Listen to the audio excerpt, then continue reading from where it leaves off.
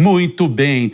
Tem mais coisa que a gente quer saber também. O que está acontecendo com o ex-diretor, procurador também, da ABIN, Alexandre Ramagem. A gente passou 2 dias preso. E aí agora saiu, foi recebido pela mulher, pelos filhos. Ele foi preso na segunda-feira em Orlando, na Flórida, com visto expirado, ou seja, não tinha nem permissão para estar ali. No mesmo dia ele foi levado para o centro de detenção. Os temidos policiais do ICE foi lá, né? Ficou uma cela separada. E na tarde de quarta-feira o nome dele já não estava mais na lista de detidos desse centro e nem no sistema de serviço de imigração dos Estados Unidos.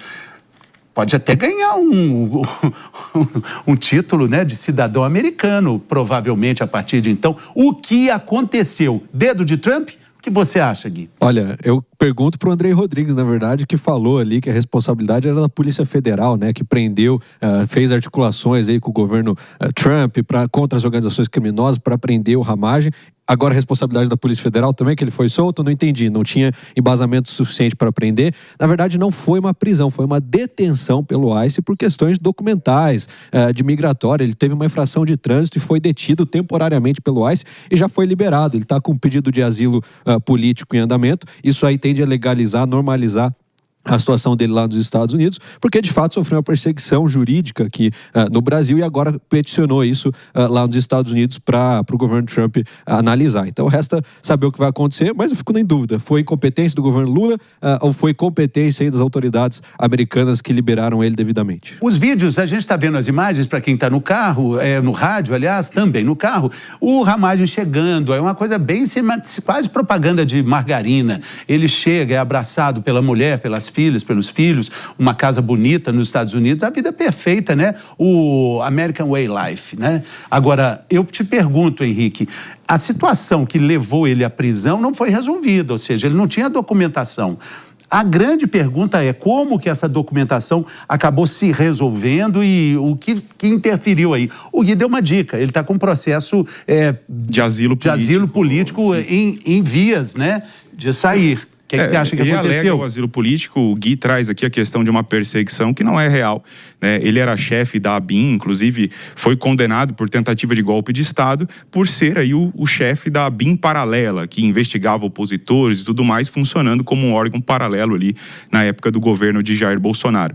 E ele é um covarde, porque ele foi condenado e se de fato tivesse sendo perseguido, como afirma o nosso colega aqui do lado, ele ficaria aqui e tentaria provar sua inocência como ou qualquer outra figura. Igual o filho do Lula que foi pra Europa, né? O Lulinha lá, viajou, pegou, estava sendo investigado, veio condenado, foi e meteu o pé pra Europa, pegou a mesma coisa. Mas o filho do Lula, separando aqui no caso, né, vamos tratar a figura do Lula, do presidente Lula, que quando foi acusado injustamente de corrupção, quando foi acusado de inúmeras coisas que foram provadas depois que não eram realidades, né, os processos foram anulados por terem sido conduzidos de uma maneira totalmente descredibilizada ali, o Lula ficou aqui, o Lula não fugiu, o Lula inclusive disse que jamais trocaria a liberdade dele pela dignidade dele, passou ali muitos dias, mais de 500 dias preso e depois voltou como nos braços do povo, vamos dizer assim.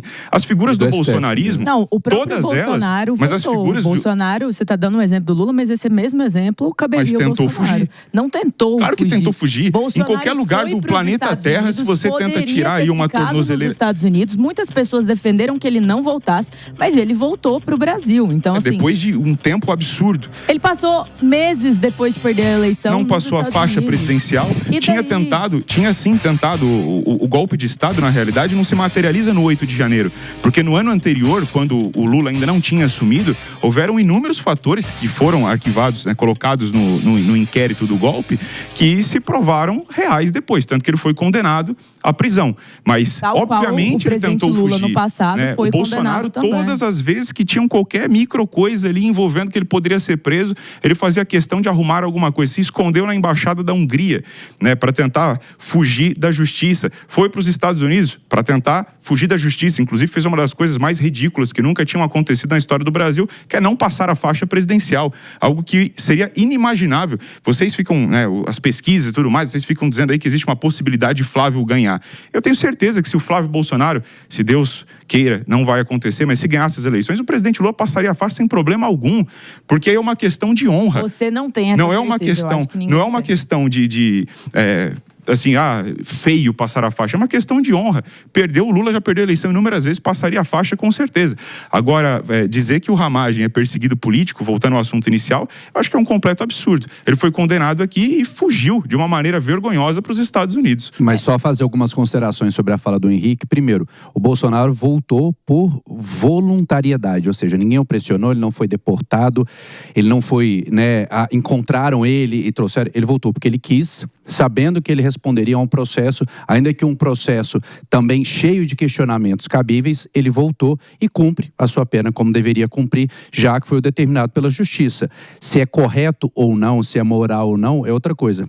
O segundo ponto, quando você falar, nós dizemos que o Flávio pode ganhar, dados são dados, né? Eu acho curioso porque, quando aponta a pesquisa aqui, que o Flávio pegou 42% no primeiro turno contra 40%, nós mostramos ontem a pesquisa da Genial Quest, ninguém está trazendo aqui uma ilação, um sonho. O que a gente está trazendo é uma pesquisa que foi feita com milhares de pessoas pelo Brasil. Então, eu só queria trazer essas considerações, porque é muito fácil falar, né? Agora, quando a gente tem a prova, um dado, um número, aí sim é outra história. Não, eu vou além. Até tem uma questão nisso que justifica o argumento do Guilherme em relação à perseguição, que é o fato de que a Câmara dos Deputados, ela votou, até tô com um número aqui, ó, a Resolução 18 de 2025, que determinou a suspensão da ação penal contra a Ramagem. Essa é uma prerrogativa que a Câmara dos Deputados tem e que na releitura após essa decisão, o Supremo contornou o padrão que ele utilizou em vários outros casos para ter uma leitura específica para esse caso do 8 de janeiro e para a Ramagem. E aí, Henrique, eu não quero fazer um juízo de valor sobre o que o Ramagem fez, sobre o que ele é ou qualquer coisa. Deixa isso de lado. Pensa que existe uma descaracterização de decisões anteriores e existe uma decisão da Câmara, da Câmara, a suspensão dessa ação penal. Então, é totalmente justificado que ele esteja na condição de solicitar um asilo político. E fora que foi direto pelo STF, né? Um julgamento completamente político. O STF é nosso tribunal mais politizado do Brasil, enquanto o Lula foi condenado em 3 instâncias, desde a primeira instância até a última.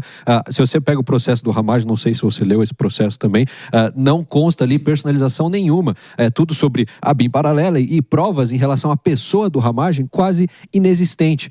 Você tem uma grande generalização nesses blocos aí do suposto golpe e você não tem especificações sobre a conduta do Ramagem, ou o que ele fez ou deixou de fazer, e aí não dá para dizer que não é político. Quando faltam evidências, sobra política.